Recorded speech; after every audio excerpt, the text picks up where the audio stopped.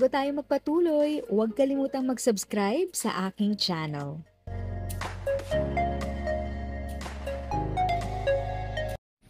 Thank you sa pag-click ng aking video. Good day po sa lahat ng ating SSS pensioners. Sa mga bagong viewers at napadaan lang, by the way, I'm Tita Eda.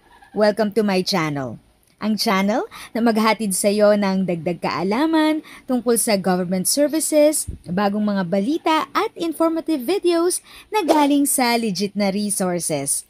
Mag-subscribe na para updated ka. Marami pa rin ang nagtatanong bakit hindi napatupad ang second tranche na 1,000 pension increase.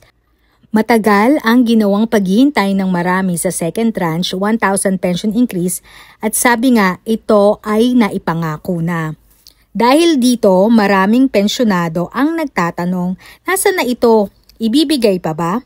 Imbis na 1,000 increase ang inapprove, isang bagong programa ang inilunsad ng Social Security System o SSS at ito ang SSS Pension Reform Program. Bakit nga ba ito ang nauna? At hindi ang matagal nang hinihintay na dagdag sa pension. Ano ang na-approve? Ngayong September 2025, nagsimula na ang new SSS Pension Reform Program. Sa ilalim nito ay may bagong pension increase.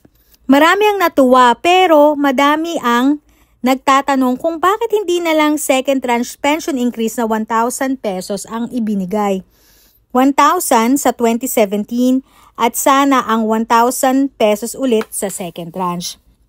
Heto po ang explanation ng SSS at ng Social Security Commission or SSC.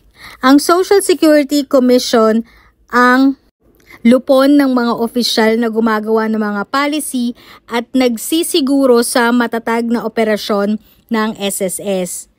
Nagsagawa ng masusing pag-aaral sa epekto ng 1,000 pesos increase sa pondo ng ahensya. At ito ang resulta. Kung ipapatupad ang bawat 1,000 na dagdag pension increase, malaki ang mababawas sa actuarial life ng SSS Fund o kung hanggang kailan tatagal ang pondo. At para mapunuan ang kakulangan, kinakailangan namang taasan ang kontribusyon ng kasalukuyang mga members. Sa madaling salita, naging magandang balita ito sa mga pensioners ngayon. Ngunit magiging pabigat sa mga nagtatrabaho at nagbabayad ng kontribusyon sa kasalukuyan. Kaya't ang solusyon ng SSS ay Pension Reform Program. Sa halip na gawing 1,000 increase na may mabigat na epekto sa pondo at members, pinili ng SSC at SSS ang isang balanseng solusyon, ang Pension Reform Program. Ito ay dinisenyo upang magbigay ng dagdag benepisyo sa mga pensioners. Panatilihing matatag ang pondo ng SSS at hindi na kailangan pang magtaas ng kontribusyon mula sa mga kasalukuyang members. Hindi man ito ang eksaktong 1,000 increase na matagal nang hinihintay, ang bagong programa ay itinuturing na mas practical at sustainable. Ito ay isang kompromiso sa pagitan ng benepisyo para sa mga pensyonado at katatagan para sa kinabukasan ng pondo.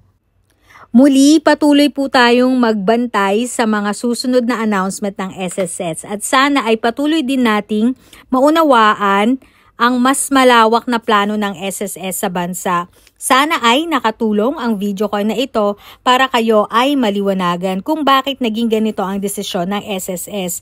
Disclaimer lang po, ito ay base sa mga SSS release information na makikita sa kanilang SSS FB page at news platforms. If sa tingin mo, natulungan ka ng video ko na ito, nakasave ka sa oras mo, you can click yung thanks button at any amount ay malaking help sa pag-grow ng channel ko. Yun lang po muna ang aking update. Sana ay nakatulong na dagdag kaalaman ang aking shinare today. Ang goal ng aking channel ay mag-create ng awareness. Kung ganitong mga topic ang gusto mo, panoorin mo ang mga videos ko na ito.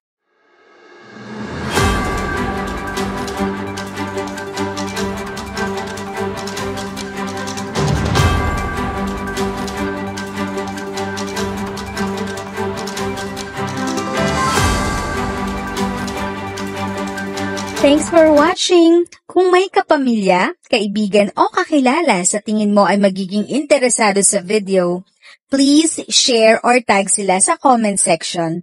At syempre, if nagustuhan mo ang video, i-like mo na ito at subscribe ka na din. As always, feel free to write your questions, comments, and opinions respectfully. And continue to be a blessing and stay safe.